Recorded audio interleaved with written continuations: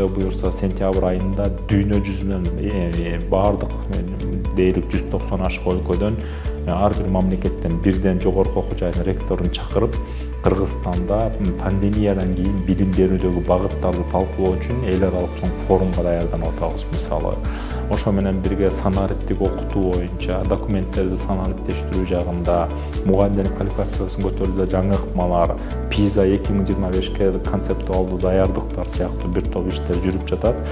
Ошо менен бирге Кыргызстанда биринчи жолу электрондук мектепти негиздөөнүн астында турабыз. Мынакей донорлордон акчасын чечтик.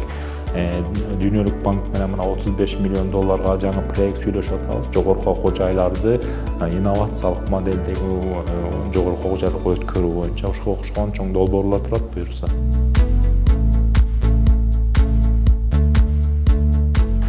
Күзүндө буюрса сентябрь айында дүйнө жүзүнөн баардык дээрлик 190 ашык өлкөдөн ар бир мамлекеттен бирден жогорку окуу жайдын ректорун чакырып Кыргызстанда пандемиядан кийин билим берүүдөгү багыттарды талкуулоо үчүн эл аралык чоң форумга даярданып атабыз. Мисалы, ошо менен бирге санариптик окутуу боюнча документтерди санариптештирүү жагында мугалимдердин квалификациясын көтөрүүдө жаңы ыкмалар, PISA 2025-ке концептуалдуу даярдыктар сыяктуу бир топ иштер жүрүп жатат. Ошо менен бирге Кыргызстанда биринчи жолу электрондук мектепти негиздөөнүн астында турабыз. Мынакей донорлордон акчасын чечтик. Дүйнөлүк банк менен $35 миллион жаңы проект сүйлөшүп атабыз. Жогорку окуу жайларды инновациялык модельдеги жогорку окуу жайларга өткөрүү боюнча ошого окшогон чоң долбоорлор турат буюрса.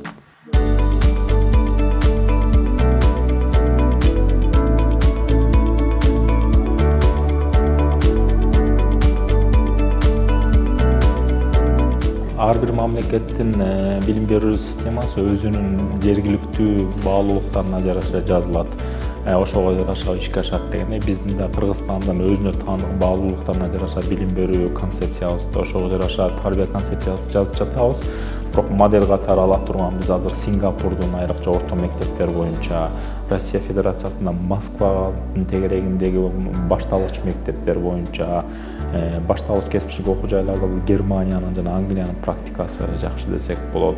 Санариптик билим берүү боюнча Эстония жакшы орунга чыкты, мына көрүп атасыңар. Ушул мамлекеттерден биз ала турган элементтер бар деп эсептейм. Жогорку окуу жайлар боюнча Америка Кошмо Штаттарынын ийгиликтерин айтууга болот. Ошолордун кандайдыр бир Кыргызстанга жарандуу компоненттерин алып, тажрыйба катары колдонуу үчүн процесс жүрүп жатат.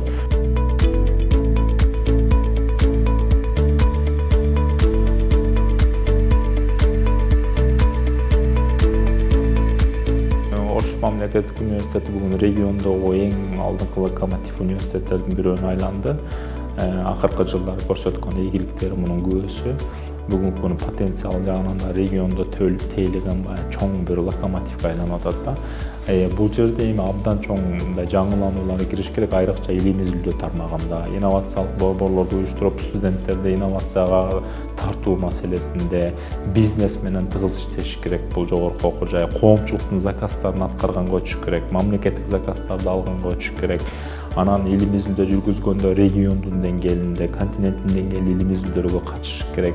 Бир эле ички ресурстар менен сырттагы көп окуу жайлардын илимий деңгээлде баарлашуулар жүргүзүп, кандайдыр илимий фонддорду негиздөөгө өтүш керек. Керек болсо өзүнүн борборлорун чет мамлекеттерде негиздөөгө чейин ушундай чоң пландарды койсо, бул жана жогорку окуу жайларды рэнкинг деп коебуз, баалоодо алдыңкы орундарды кирип 700, балким кийин андан да жакшы орундарга жылганга толук мүмкүнчүлүк бар. Ошого фундамент бар деп ойлойм.